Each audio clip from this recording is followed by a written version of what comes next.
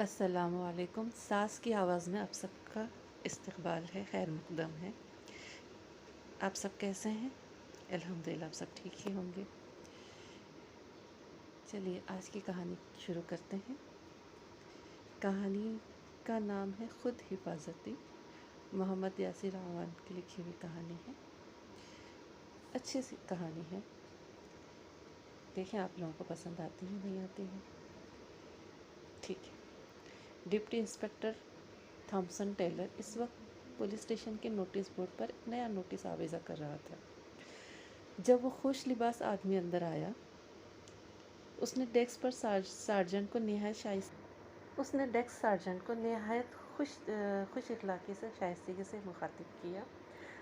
خوش لباسی اور شائستگی دونوں ایسی خصوصیات تھیں جو 10ویں پولیس اسٹیشن کی عمارت میں داخل ہونے والی شاذ و نادر ہی پائی جاتی تھی۔ اسی لیے ڈپٹی انسپکٹر تھامسن اس شخص کی طرف بغور دیکھنے پر مجبور ہو گیا۔ تھامسن اس پولیس اسٹیشن کا انچارج تھا۔ میں ایک جرم کے بارے میں اطلاع دینا چاہتا ہوں، اجنبی نے کہا۔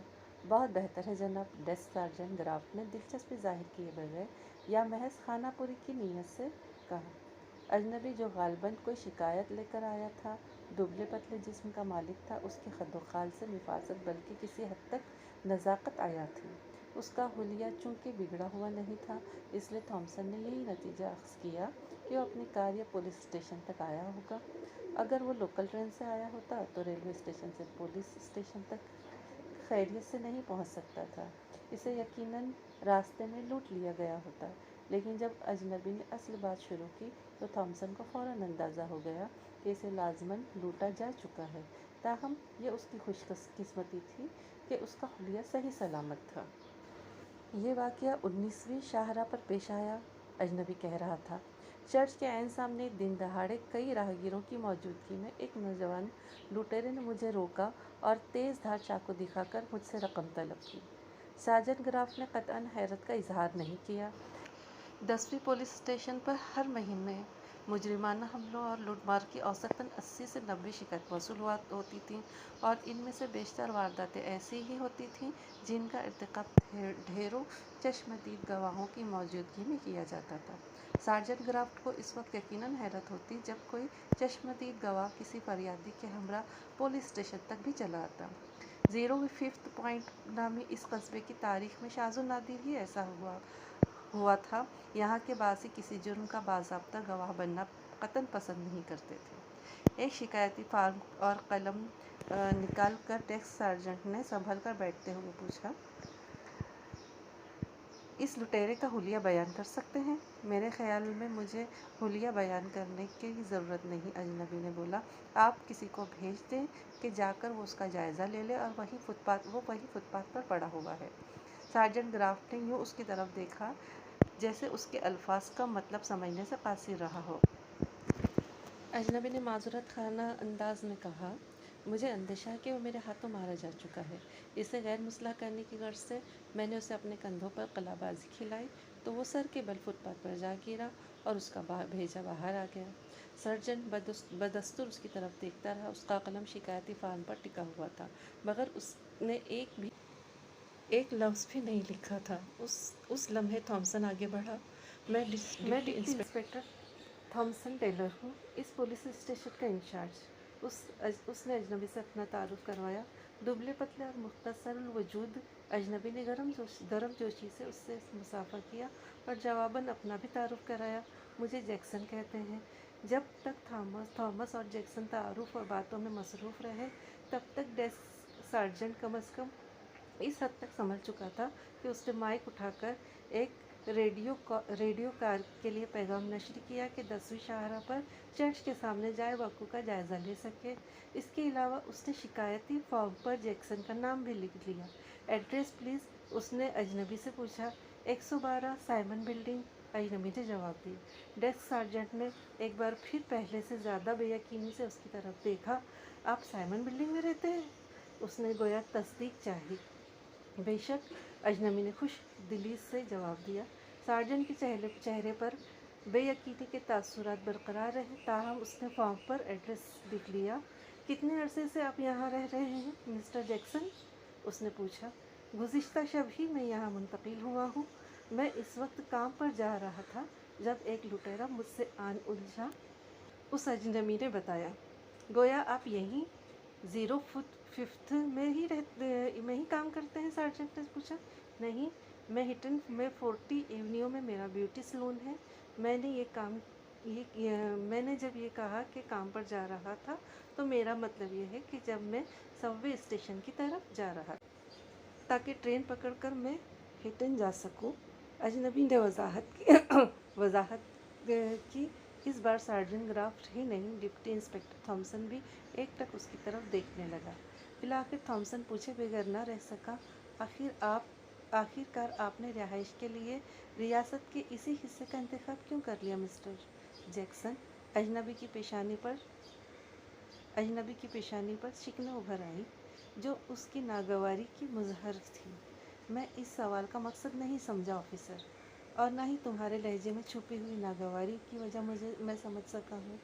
इस सवाल से मेरा मकसद नागवारी जाहिर करना हरगिज़ नहीं था मिस्टर जैक्सन, थॉमसन ने मुलायमत से कहा। दरअसल आप अपने हुलिये, तर्ज अमल और गुफ्तगू से शरीफ और मुहज़्ज़ब और नरम खू नज़र आती है, जबकि साइमन बिल्डिंग और उसके इर्द गिर्द का इलाका शुरफा की रिहाइश के लिए कतई मौजू नहीं है। मुझे तो इस इलाके में कोई ख़राबी नज़र नहीं आई। जैक्सन ने कंधे उचकाए। और फिर वहाँ का किराया भी माकूल है। सार्जेंट ग्राफ्ट ने अब अपने लहजे की नागवारी छुपाए बगैर कहा, जब 5-7 मरतबा आपको वहाँ लूट लिया जाएगा तो फिर किराया आपको इतना माकूल महसूस नहीं होगा। हमारा अंदाज़ा है कि इस इलाके के 95% लड़के लूट मार करने के आदी हैं, इसलिए वो इलाका रिहाइश के लिए नुक्ता नज़र से बेहद ख़तरनाक है। इस बुलाक में जहाँ आप रहते हैं गुज़िश्ता 3 हफ्तों में मार पीट और तशद्दुद के साथ लूटने की 15 वारदातें हुई हैं। मुजरिमाना हमले और कत्ल की एक वारदात हुई है। 3 अफराद की मौत ज़्यादा मुंशियात इस्तेमाल करने की वजह से वाक़ हुई है, और इसके अलावा एक बच्ची को गला घोंटकर हलाक किया गया है। जैक्सन ने अफसोस का इजहार किया। यह सब कुछ इस इलाके में हुआ जो पुलिस स्टेशन से इस कदर करीब है, बल्कि यूं कहें कि एक ही सड़क की बात है। थॉमसन के चेहरे पर सुर्खी आ गई। 05th पॉइंट में जुराइम की शरह इसलिए ज़्यादा है कि यहाँ मंशियात का इस्तेमाल और गुर्बत ज़्यादा है, इसलिए नहीं कि पुलिस की कारकर्दगी बेहतर नहीं है। बेशतर मुजरिमों को हम गिरफ्तार कर लेते हैं। उसने सफाई पेश की। मुझे यकीन है आप अपने काम में कोताही नहीं बरतते होंगे। जैक्सन ने मुस्कुराकर कहा, बहरहाल आपको मेरे बारे में परेशान होने की ज़रूरत नहीं। मैं खुद अपनी हिफाजत करने की अहलियत रखता हूँ। मैंने जिस्तों में ब्लैक बेल्ट हासिल की हुई है, और ये वो ब्लैक बेल्ट नहीं है जो अमेरिका में रेवड़ियों की तरह बांटी जाती है, बल्कि ये बेल्ट मैंने जापान ही से ली है और सही मायनों में जित्सु में हासिल की है। स्कूलों में जो सिखाई जाती है वो दरहकीकत जित्सु नहीं बल्कि जूडो कराटे है और इसी किस्म की है। हकीकी जित्सु जिसका बानी समुराय था, जो नस्ल बनस्ल से चली आ रही है, वो सही मायनों में एक ही बाज़ाब्ता हयात है, बगैर हथियार के अपना दिफा करने का आला तरीन फ़न। जूडो कराटे और एकाडो से कहीं ज़्यादा रियाजत तलब। अमेरिका के नामो नेहाद मार्शल आर्ट्स से जित्सु में ब्लैक बेल्ट हासिल करने वाले किसी भी चैम्पियन को चंद सेकंड में दोहरा कर फेंक सकते हैं। डिप्टी इंस्पेक्टर थॉमसन बेयकीनी से उसकी तरफ देख रहा था, लेकिन फिर उसे याद आया कि जैक्सन को लूटने की कोशिश करने वाला एक बदमाश बाजार में फुटपाथ पर मुर्दा पड़ा है। तब उसकी आंखों में बेयकीनी की लहराई हुई परछाइयाँ गायब हो गई। उसके बावजूद ये बात समझ में नहीं आती कि आपने ऐसे इलाके में रहना क्यों पसंद किया जहाँ जराइम की शरह बहुत ही ज़्यादा है मिस्टर जैक्सन, थॉमसन ने कहा। जैक्सन ने कुछ कहने से पहले इसका सरतापा जायज़ा लिया। थॉमसन कद में इससे कहीं ऊंचा था। बिलाखिर वो खुश्क लहजे में बोला, کیا آپ یہ کہنے کی کوشش کر رہے ہیں کہ اس علاقے میں رہنے کے لیے پولیس کی اجازت لینا ضروری ہے؟ تھامسن نے ایک بار پھر اپنے کانوں کی لوئی کو تپتی ہوئی محسوس کی۔ نہیں، میں یہ کہنے کی کوشش کی ہے، اس نے اختصار کیا۔ پھر اس نے گویا کھسیاہٹ مٹانے کے لیے سارجنٹ گرافٹ کو برہمی سے مخاطب کیا۔ میں چاہتا ہوں اس معاملے کی اچھی طرح تحقیقات کی جائے۔ پھر وہ کھٹ کھٹ کرتا اپنے دفتر سے باہر چلا گیا۔ سارجنٹ حیرت سے اسے دیکھتا رہا اور پوچھنا چاہتا تھا کہ جب ایک شخص خود آ کر اعتراف کر رہا ہے کہ اس کے ہاتھوں خود حفاظتی کے عمل میں ایک لٹیرا قتل ہو گیا ہے، تو اس میں تحقیقات کس بات کی جائے؟ یہ واقعہ منگل کی صبح کو پیش آیا تھا۔ اس وقت شام سارجنٹ گراف نے تھامسن کو رپورٹ دی کہ میڈیکل ایگزامینر اور شبہ قتل کی تحقیقاتی ٹیم کے بیانات کے مطابق اس نوجوان کی موت واقعی خود حفاظتی کے نتیجے میں واقع ہوئی تھی اور وہ واقعی ایک نشے کا عادی لٹیرا اور بدماش تھا۔ کئی مرتبہ مجرمانہ حملوں اور ڈکیتیوں کے سلسلے میں گرفتار ہو چکا تھا۔ اس کی عمر 25 سال تھی۔ اس کا ریکارڈ بے حد خراب تھا۔ غرض یہ کہ کوئی نقطہ ایسا نہیں تھا جس سے جیکسن کے خلاف کوئی کیس بنا کر عدالت میں پیش کیا جاتا۔ لوٹ مار اور قتل 05 پوائنٹ میں ایسی عام سی بات تھی کہ مقامی اخبارات اور دیگر ذرائع ابلاغ اب اس قسم کے واقعات میں ذرا بھی دلچسپی نہیں لیتے تھے۔ اس معاملے کی بھی کسی اخبار نے ایک سطر خبر تک نہیں چھاپی۔ 2 دن کی چھٹی گزار کر اگلے پیر کو تھامسن دفتر پہنچا تو سارجنٹ گراف نے اسے بتایا کہ سنیچر کی شام جیکسن نے اپنی رہائشی عمارت کی راہداری میں ایک اور لٹیرے کو ہلاک کر ڈالا۔ اس مرتبہ بھی میڈیکل ایگزامینر اور تحقیقاتی ٹیم کی رپورٹ یہی تھی کہ یہ قتل خود حفاظتی کے سلسلے میں ہی سرزد ہوا ہے۔ اس وقت ہلاک ہونے والا 30 سالہ مارٹن نامی شخص ہے۔ پیشہ ور بدماش عادی مجرم تھا۔ تشدد بھرے طریقے سے لوٹ مار کرنے کے جرم میں 3 مرتبہ اسے سزا ہو چکی تھی۔ مارٹن اس وقت سیڑھیوں میں چھپا ہوا کسی شکار کا انتظار کر رہا تھا جب جیکسن باہر کہیں سے رات کا کھانا کھا کر واپس آیا۔ سارجنٹ گراف نے بتایا، مارٹن نے لوہے کے پائپ سے اس پر حملہ کیا اور اس کی کھوپڑی توڑنے کی کوشش کی، مگر اس سے پہلے جیکسن نے اس کی پیشانی پر کراٹے کا وار کیا اور ایک ہی وار میں وہ ہلاک ہو گیا۔ تھامسن اپنے دفتر میں بیٹھا تقریباً 1.5 گھنٹے تک اس واقعے پر غور کرتا رہا۔ بالآخر وہ اٹھ کر ڈیسک سارجنٹ کے پاس آیا۔ تمہیں معلوم ہے یہ جیکسن اس وقت کہاں ہوگا؟ مین ہٹن میں، اپنے بیوٹی سلون میں، سارجنٹ گراف نے جواب دیا۔ اسے فون کر کے کہو کہ وہ واپسی میں مجھ سے ملتا ہوا جائے۔ میں اس سے ملاقات کے بعد ہی گھر جاؤں گا، تھامسن نے سوچ میں ڈوبے ہوئے لہجے میں کہا۔ جیکسن شام 6 بجے اس سے ملنے آیا۔ تھامسن نے اسے کرسی پیش کی اور بغیر کسی تہمید کے کہا، مسٹر جیکسن، آپ کو 05 پوائنٹ میں رہائش اختیار کیے 1 ہفتے سے بھی کم عرصہ گزرا ہے اور ان چند دنوں میں آپ کو مجبوراً 2 لٹیروں اور بدماشوں کو ہلاک کرنا پڑا۔ کیا آپ اب بھی قائل نہیں ہوئے کہ یہ علاقہ رہائش کے لیے موزوں نہیں؟ ہزاروں لوگ 05 پوائنٹ میں رہتے ہیں، کیا آپ سب کو یہی مشورہ دیتے ہیں؟ جیکسن نے چبھتے ہوئے لہجے میں کہا۔ میں آپ کو خاص طور پر یہ مشورہ اس لیے دے رہا ہوں مسٹر جیکسن کہ آپ کا حلیہ اور وضاقتہ لٹیروں کو تباہ آزمائی کی دعوت دیتی ہے۔ تھامسن بے تابی سے بولا، آپ آسودہ حال، نرم و نازک اور آسانی سے شکار ہونے والے نظر آتے ہیں۔ صاف نظر آتا ہے کہ آپ پر مزید حملے کیے جائیں گے۔ میں آپ کو یقین دلاتا ہوں کہ میں اپنا دفاع کر سکتا ہوں، تھامسن نے ملائمت سے کہا۔ اگر کوئی ایسا لٹیرا آپ سے ٹکرا گیا جس کے پاس ریوالور ہوا تو پھر؟ مجھے ہیرو بننے کا قطعی شوق نہیں ہے آفیسر، جیکسن مسکرایا۔ میں اس کا مطالبہ پورا کر دوں گا۔ ویسے بھی میرے پاس عموماً چند ڈالر سے زیادہ رقم نہیں ہوتی اور جان کو خطرے میں ڈالنے کی نسبت اس رقم سے ہاتھ دھو لینا ہی بہتر ہے۔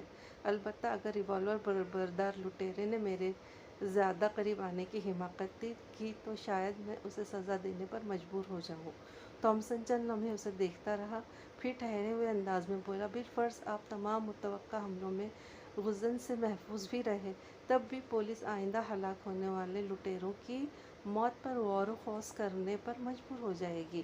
آپ کو پتہ ہے کہ خود حفاظتی کا جواز صرف اس وقت قابل قبول ہوتا ہے جب یہ ثابت ہو جائے کہ حملہ آور کے خلاف صرف اتنی ہی طاقت استعمال کی گئی جتنی اس کا حملہ روکنے کے لیے ضروری تھی۔ مجھے معلوم ہے، جیکسن نے اطمینان سے کہا، اور مجھے یقین ہے کہ آپ مجھے یہ احساس دلانے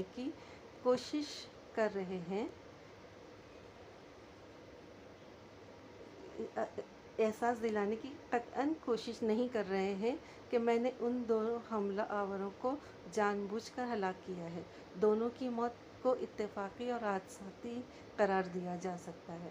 میں نے تو محض اپنے آپ کو بچانے کی کوشش کی تھی، تھامسن نے بلا تأمل کہا، لیکن اگر تیسری مرتبہ بھی آپ نے اپنا دفاع اسی انداز سے کیا تو عین ممکن ہے کہ آپ کو اقدام قتل کے الزام میں عدالت کے کٹہرے میں کھڑا ہونا پڑے۔ جیکسن نے معصومانہ انداز میں حیرت سے بھویں اچکائیں۔ کیا واقعی آپ کے خیال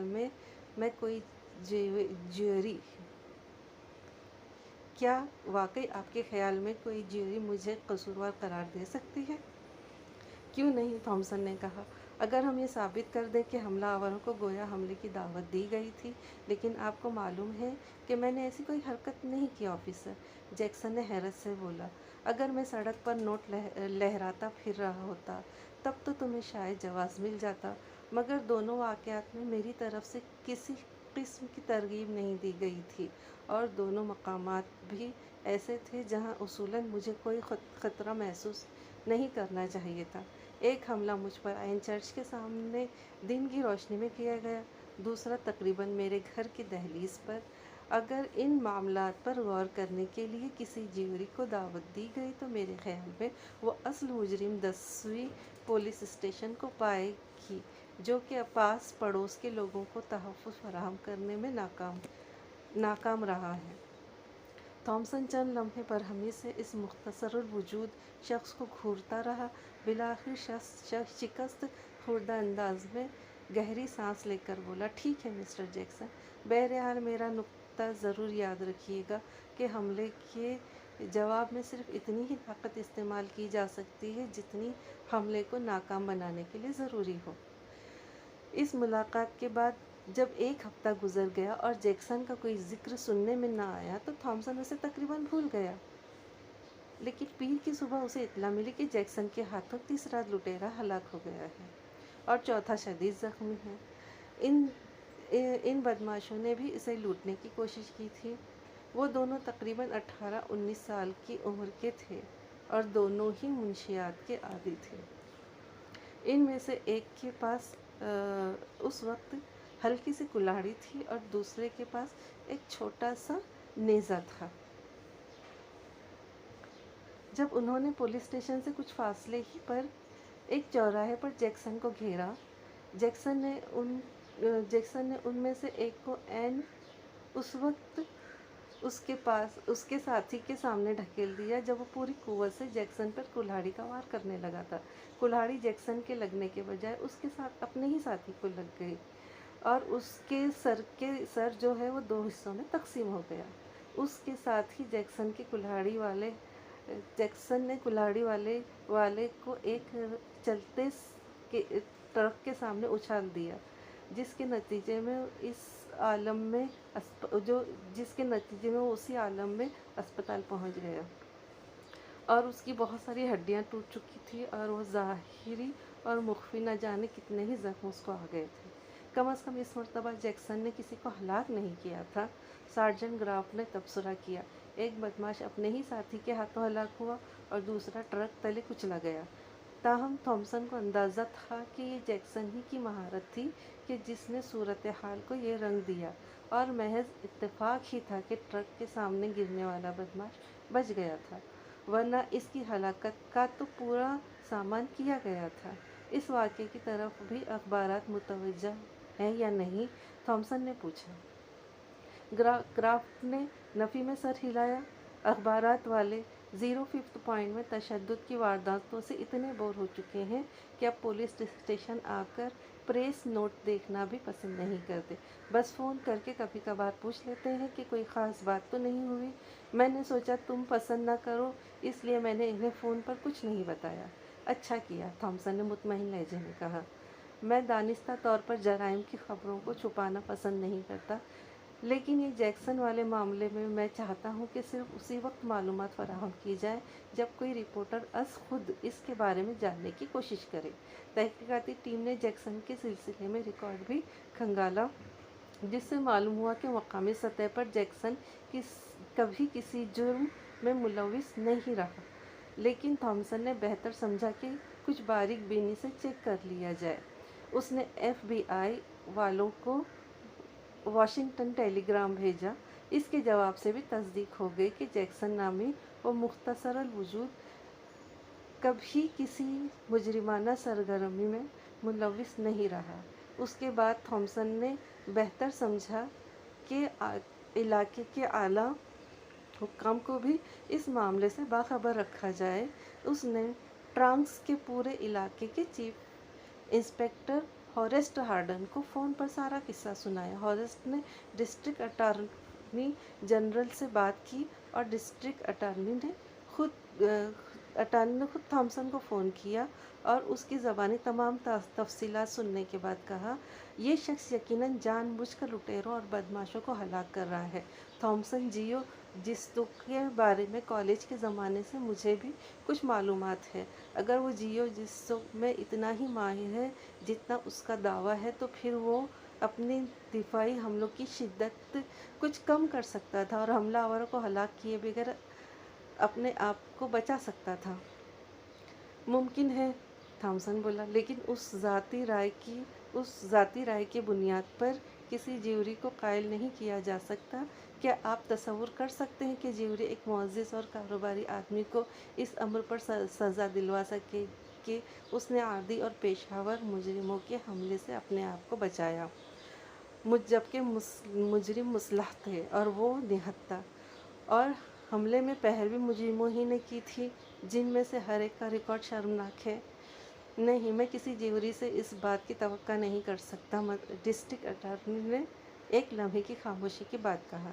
بہرحال تمہارے لیے خاص طور پر یہ لمحہ فکر یہ ہے، صاف نظر آ رہا ہے کہ یہ شخص لٹیروں اور بدماشوں کا صفایا جاری رکھے گا، اور جلد یا بدیر رپورٹر اس طرف متوجہ ہو جائے گا اور نہایت سنسنی خیز کہانی تیار کرے گا، جس کے بعد لوگوں کو نئے سرے سے یاد آ جائے گا کہ 10ویں پولیس اسٹیشن کے نواح میں امن عامہ کی حالت کس قدر ابتر ہے، اور یہاں بدماشوں سے محفوظ رہنے کا ایک ہی طریقہ ہے کہ آدمی جیو جستو میں مہارت حاصل کر لے۔ بدنامی صرف 05 پوائنٹ ہی کی نہیں، پورے ٹرانکس کی ہوگی، تھامسن نے قدرے خشک لہجے میں کہا۔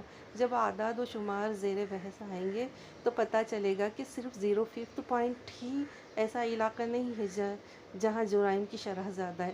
ڈسٹرکٹ اٹارنی نے ایک بار پھر چند لمحوں کے لیے خاموشی اختیار کی، بالآخر وہ بولا، میرے ایک طرف کنواں ہے، دوسری طرف کھائی ہے۔ اگر میں جیکسن پر قتل کے الزام میں قانونی کارروائی نہیں کرتا تو میرا حریف آئندہ الیکشن میں میرے خلاف یہ نقطہ پکڑ سکتا ہے کہ میں نے ایک نفسیاتی مریض کو ڈھیل دے رکھی ہے، اور اگر میں قانونی کارروائی کرتا ہوں تو یہ کہہ سکتا ہے کہ میں نے ایک شریف اور بے گناہ پر اس جرم میں مقدمہ چلایا کہ اس نے عادی مجرموں کے مقابلے میں اپنا دفاع کیا، اور یہ کہ اگر میں نے اپنے فرائض میں اچھی طرح انجام دیے ہوتے تو اتنی تعداد میں یہ بدماش یوں کھلے بندوں سڑکوں پر پھرتے نظر نہیں آتے، وغیرہ وغیرہ۔ آپ کا مشورہ کیا ہے؟ تھامسن نے پوچھا۔ میرا خیال یہ ہے کہ سب سے پہلے تو مجھے اس شخص سے مل لینا چاہیے، ڈسٹرکٹ اٹارنی نے سوچ میں ڈوبے ہوئے لہجے میں کہا، اور اس مقصد کے لیے میں تمہارے ہی آفس آ جاؤں تو بہتر رہے گا۔ تم اسے فون کر کے شام 7 بجے کی ملاقات طے کر لو۔ میں اور چیف انسپکٹر ہارسٹ دونوں ہی آ جائیں گے۔ ٹھیک ہے، تھامسن نے طمانینت سے کہا۔ ڈسٹرکٹ اٹارنی اور چیف انسپکٹر شام ٹھیک 7 بجے پولیس اسٹیشن پہنچ گئے۔ تھامسن فون پر جیکسن سے ملاقات طے کر چکا تھا۔ جیکسن 5 منٹ کی تاخیر سے پہنچا اور ہمیشہ کی طرح خوش لباس، تازہ دم، پرسکون نظر آ رہا تھا۔ تعارف ہو چکا اور سب اپنی نشستیں سنبھال چکے تو ڈسٹرکٹ اٹارنی نے بلا تہمید کہا، میں ادھر ادھر کی باتوں میں وقت ضائع نہیں کروں گا مسٹر جیکسن۔ میں جیو جتسو کے فن سے بنیادی طور پر واقف ہوں اور اسی لیے میں کہہ سکتا ہوں کہ اگر آپ چاہتے تو تینوں حملہ آوروں کے معاملے میں کم از کم اتنی نرمی ضرور اختیار کر سکتے تھے کہ وہ موت کے منہ میں نہ جاتے۔ اس کوشش میں خواہ میں خود موت کے منہ میں چلا جاتا، جیکسن نے استہزائیہ لہجے میں کہا۔ پھر گویا وہ سنجیدہ ہوتے ہوئے بولا، بہرحال کورٹ میں اس امر کو ثابت کرنا بہت مشکل ہوگا کہ میں نے ضرورت سے زیادہ طاقت استعمال کی۔ میں حلفیہ کہہ سکتا ہوں کہ میرا واحد مقصد اپنی حفاظت کرنا تھا۔ تینوں اموات قطعی حادثاتی تھیں۔ تم اپنا وقت ضائع کر رہے ہو میخائیل۔ چیف انسپکٹر ہارسٹ نے ڈسٹرکٹ اٹارنی کو مخاطب کیا، مجھے یقین ہے کہ یہ شخص کوئی نفسیاتی مریض ہے جس کا خیال ہے کہ اس نے اپنی تفریح طبع کے لیے لٹیروں اور بدماشوں کو قتل کرنے کا قانونی راستہ تلاش کر لیا ہے۔ اس کی خوش فہمی دور کرنے کے لیے ہمیں جلد از جلد ایک گرینڈ جیوری کے سامنے اسے پیش کرنا ہوگا۔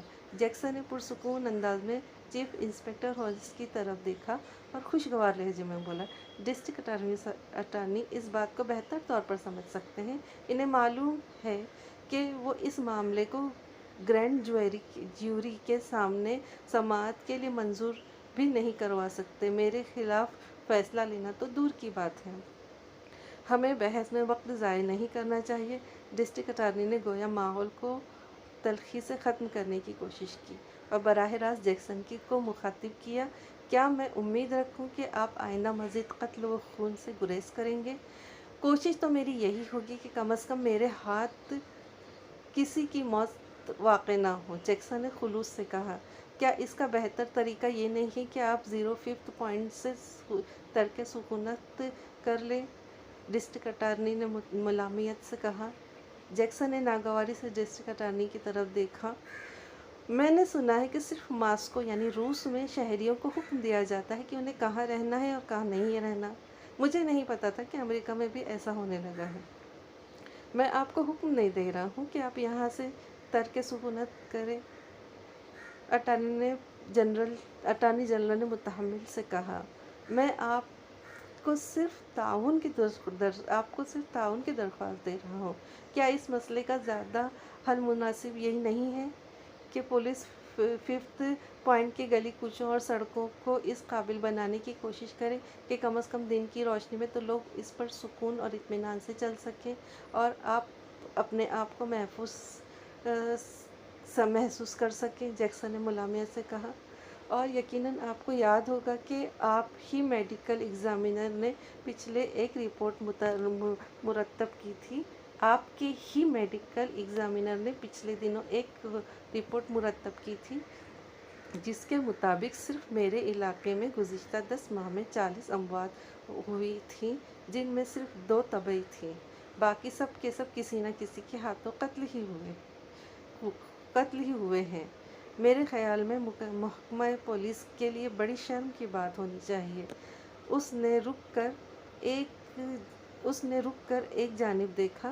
میں چاہتا ہوں کہ لوگ پولیس اور قانون کے خوف سے کسی بھی شریف آدمی پر حملہ کرنا بند کر دیں۔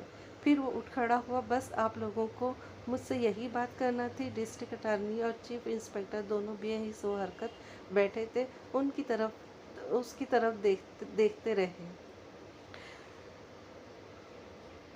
چیف انسپکٹر اور ڈسٹرکٹ اٹارنی دونوں بے حس و حرکت اس کی طرف دیکھتے رہے اور ان کی طرف سے کوئی جواب نہ پا کر بالآخر جیکسن رخصت ہو گیا۔ اس کے جانے کے بعد بھی کافی دیر تک کمرے میں سکوت ہی رہا۔ پھر डिस्ट्रिक्ट अटॉर्नी भी जाने के लिए उठ खड़ा हुआ और दरवाजे की जानिब बढ़ते हुए बोला, मैं तो काफ़ी अरसे से सोच रहा था कि दोबारा एक आम वकील की हैसियत से प्राइवेट प्रैक्टिस शुरू कर दूं। सरकारी मनसब संभालने में बड़े बखेड़े हैं। मैं फिर रुखसत हो गया। उसके चंद लम्हे बाद चीफ इंस्पेक्टर हॉरेस्ट भी उठ खड़ा हुआ और ख़ुद कलामी के अंदाज में बोला, मैं चाहता तो 5 माह पहले ही रिटायरमेंट ले चुका होता, लेकिन मेरे ख्याल में अब भी कुछ ज़्यादा बिगड़ा नहीं है। अब भी मौका है कि मैं इज्जत से रुखसत हो जाऊं। उनके जाने के बाद थॉमसन अपने ऑफिस में देर तक तन्हा बैठा रहा, हालांकि उसकी ड्यूटी का वक्त कब का ख़त्म हो चुका था। डिस्ट्रिक्ट अटॉर्नी और चीफ इंस्पेक्टर हॉरेस्ट का फैसला सुनने के बाद वो खुद भी संजीदगी से इस्तीफ़ा देने के बारे में गौर करता रहा। इसी सोच विचार में दिन ढलने लगा। जब वो उठने का इरादा कर रहा था, जैक्सन एक बार फिर कमरे में दाखिल हुआ। वो मामूल से कुछ ज़्यादा ही मसरूर नज़र आ रहा था। मैं एक नए वाक़ये की इत्तला देने आया हूँ, उसने खुश दिली से कहा। मैं जिस इमारत में रहता हूँ उसके करीब ही एक इमारत के तारीक बरामदे से निकलकर एक बदमाश ने लोहे की भारी चेन से मुझ पर हमला किया। ये अभी कुछ ही देर पहले की बात है। मैं यहाँ से घर जा रहा था। मुझे अफसोस है कि तमाम तर एहतियात के बावजूद मेरे वार से उसकी पेशानी फट गई और उसने फ़ौरन ही दम तोड़ दिया। आसपास के 2-1 आदमियों ने मुझे बताया है कि वो कुछ ज़्यादा ही ख़तरनाक बदमाश था और उसके जराइम का रिकॉर्ड कई बरसों पर मुहित है। कई बार जेल जा चुका है, मगर थोड़ी देर सज़ा काट कर वापस आ जाता है। वो शख्स जैसा भी था, बहरहाल उसकी मौत कोई खुशगवार वाक़या नहीं। अब तो मैं भी तुम्हारे इस ख्याल से मुत्तफिक हूँ कि 05 पॉइंट रिहाइश के लिए मौजू इलाका नहीं है। मेरा ख्याल है कि मैं सुबह ही मैनहट्टन मुंतकिल हो जाऊँ। वहाँ रिहाइश महंगी तो पड़ेगी, मगर इस रोज़ की पंजा आजमाई और रोज़ के ट्रेन के सफ़र से तो बचूँगा। तुम्हें खुदा का शुक्र अदा करना चाहिए इंस्पेक्टर कि उसने बहुत जल्द ही मेरे दिल में ये ख्याल डाल दिया, वरना मेरा तो ना जाने का इरादा पुख्ता हो चुका था। इंस्पेक्टर थॉमसन अपनी जगह बैठा उसे घूर रहा था। फिर वो धीमे लहजे में बोला, अब जब तुमने जाने का फ़ैसला कर ही लिया है तो असल बात बताते जाओ। मुझे यकीन है कि तुम यहाँ ना तो किसी मकसद के बगैर आए थे और ना ही अब महज मेरी तजवीज़ से मुत्तफिक होकर यहाँ से जाने का फ़ैसला किया है।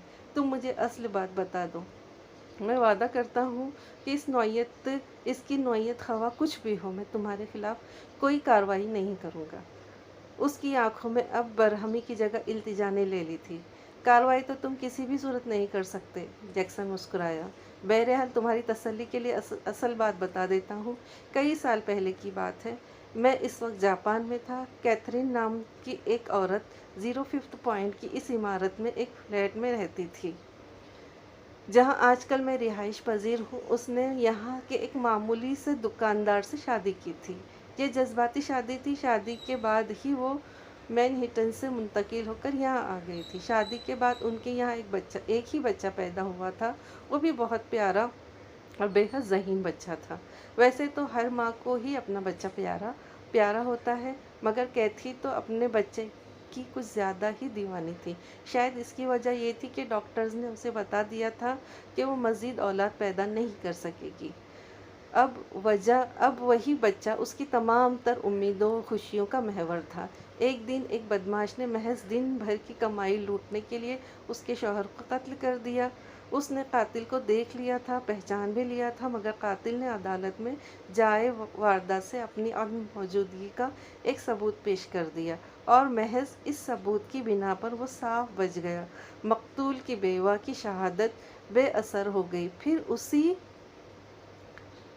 फिर उसी बदमाश ने शायद उस नाकाम शहादत का बदला लेने के लिए या महज अपनी उस्ताद तबाह से मजबूर होकर एक दिन उस औरत को बेइज्जत करने के लिए सरे राह रोका और दरिंदों की तरह उसे नोचता, खसोटता और उसका लिबास तार तार करता रहा। कमसिन बच्चा माँ के सामने ढाल बनने के लिए बढ़ा تو بدماش نے اسے پوری قوت سے ایک طرف ڈھکیل دیا۔ اس کا سر دیوار سے ٹکرایا اور اندرونی چوٹ آنے سے وہ وہیں دم توڑ گیا۔ تم اس ماں کے غم کا اندازہ نہیں کر سکتے، کیونکہ تم آئے دن اس قسم کی کہانیاں سننے کے عادی ہو گئے ہو۔ اسے سکتہ سا ہو گیا۔ وہ آج تک سکتے کے عالم میں ہی زندگی گزار رہی ہے۔ تاہم میں نے جاپان سے آنے کے بعد اس سے اس بدماش کے بارے میں ضروری معلومات کسی نہ کسی طرح حاصل کر لی تھی، جو محض شک کا فائدہ اٹھا کر ایک بار سزا سے بچ گیا تھا۔ میرے سامنے اب دو ہی راستے تھے، اس بدماش کو سیدھے سادے طریقے سے قتل کر دوں اور قانون کی طرف سے اپنے لیے موت قبول کر لوں، یا پھر جس طرح وہ قانون کی خامیوں سے فائدہ اٹھاتے ہوئے کامیابی سے آئے دن کسی نہ کسی کی زندگی برباد کرنے میں مصروف تھا، اسی طرح میں بھی قانون کی کسی شکم سے فائدہ اٹھاتے ہوئے اسے ایسی سزا دوں جس کا وہ صحیح معنوں میں مستحق ہے۔